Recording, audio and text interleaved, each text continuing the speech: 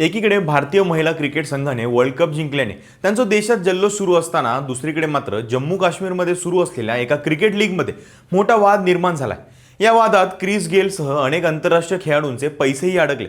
काय आहे हा नेमका वाद सांगतो, पण त्यासाठी ही रील शेवटपर्यंत पहा। तर ही लीग 25 ऑक्टोबरला सुरू झाली। या लीगमध्ये वेस्ट इंडिजचा स्टार क्रिस गेल, न्यूझीलंडचा मार्टिन गुप्टिल, श्रीलंकेचा थिसारा परेरा आणि भारताचे प्रवीण कुमार तसेच परवेज रसूल यांसारखे मोठे खेळाडू सहभागी झाले होते। याचे सामने श्रीनगरच्या बक्षी स्टेडियमवर खेळले गेले होते आणि येत्या 8 नोव्हेंबरला याची फायनल मॅचही होणार होती।